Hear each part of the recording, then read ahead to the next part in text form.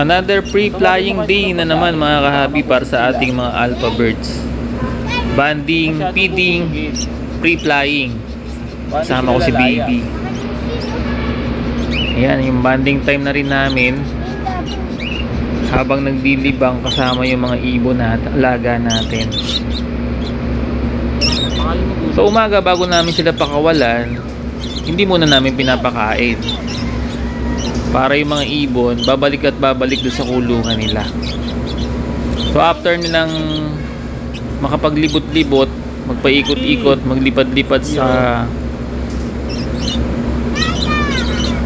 labas ng kulungan, saka po natin yung papakainin pagka ni-recall na natin. Yun lang po yung technique na ginagawa natin. Siyempre, regular banding para yung ibon banded sa atin. At bago natin pinakain ng seeds yan, umabot ng 5 to 6 months, talagang hand feeding formula lang yung pinapakain natin sa kanila kasi para yung ibon fully dependent sa atin. Mas late natin silang pakainin ng seeds, mas banded sila sa atin, mas maliit yung chance na pag pinakawalan natin ay maglalayas. No, kaya yung mga ibon natin, meron ding mga nawala dyan sa outdoor pre-flying natin, pero iilan lang. Siguro sa dami nila, nasa 2 pa lang yung nawala. 2 o 3. Siyempre hindi natin maaasahan na 100% natin na babalik silang lahat sa atin. Kasi may mga pagkakataon na aksidente yung ibon sa labas habang pinapakawalan at pinapalipad natin sila. Kasi may mga natural predator dyan, may pusa, may mga ibon na pwedeng makuha sila or pwede silang sumabit sa mga kable ng kuryente, hindi na makauwi sa atin. Pero kung wala namang mangyayari mga ganun, talagang babalik at babalik yung ibon sa atin kasi train na sila na bumalik after na pakawalan para naman makakain sila ng gusto nilang pagkain sa loob ng kulungan.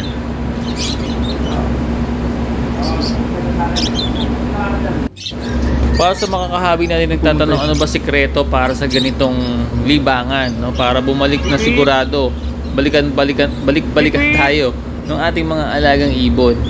Control feeding lang mga kahabi. Huwag natin silang masyadong papakainin, no, ng sobra-sobra. At kung papakainin natin sila, hindi sa kamay natin, dapat konti lang. Madalas sa kamay natin sila papakainin, no, dapat sa kamay mismo natin sila kumakain. Seeds man yan or formula, dapat nakadapo sila sa kamay natin para alam ng ibon na yung kailangan nila makukuha lang nila sa kamay natin, para hindi sila aalis dun sa surroundings kung nasaan tayo. Regular banding siyempre mga kahabi para yung ibon maging familiar sa'yo. Bigyan mo sila ng pangalan, regular mong kakausapin, tatawagin mo, bigyan mo ng tawag or whistle or code, no? Ako tawag ko sila sa kanila tweet eh. So pagka nag-tweet ako, kaya tinawag ko sila ng tweet, sasagot na yung mga yan at lalapit sa atin. So yun yung magiging routine mo para yung mga ibon matandaan nila yung mga yon, para pag tinawag mo sila mapalayo man, pag narinig ka nila babalik at babalik sa'yo. Kaya lang ang ano natin sa salita, yung pagtawag natin by voice, medyo limitado yan. Hindi ka mukha ng whistle na mas malayo yung nararating. Yung full feeding, kamukha niyan yung pinapakain na natin sila kapag magpapahinga na yung ibon. Tapos na yung outdoor activity nila. Yan, papakainin natin sila. So sa ganyang paraan, yung ibon hindi maglalakwa dyan sa labas. Kasi pag pinakain mo na yan, saka mo pinakawalan, maglalakwa dyan sa labas yan, mag-i-explore, pwedeng makalayo, hindi na makabalik.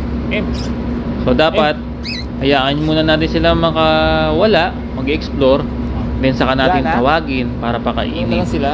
So ganun lang po yung mga routine na ginagawa natin para sa kanila. Habang dumadami yan, mas magandang tingnan. Sarado mo na, ha? Kaya lang yung pag-maintain sa kanila medyo mahirap din. Kaya once a week lang tayo magpakawala. Minsan pag sobrang busy, hindi rin natin napapakawalan. So yan mga kahabi, ang ating alpha birds, kakain na sila. Full feeding po yan. Si B. Kaya hindi naman talaga nagugutom yung ibon, no? Para lang bumalik. Control feeding, control yung ibon natin. Si C. Okay mga kahabi, sana na-inform at na-entertain namin kayo. G. Enjoy the hobby, kahabi. Si H nandyan, si I nasa bahay, J nandyan, K nandyan din, L, M nandyan, si N nandyan, si O saka si P nandyan, okay, saka si Y. Kompleto sila. Yung ibang missing letters nandun pa sa bahay, dadalhin pa lang natin dito. Ayos mga kahabi, successful na naman ang ating free flying.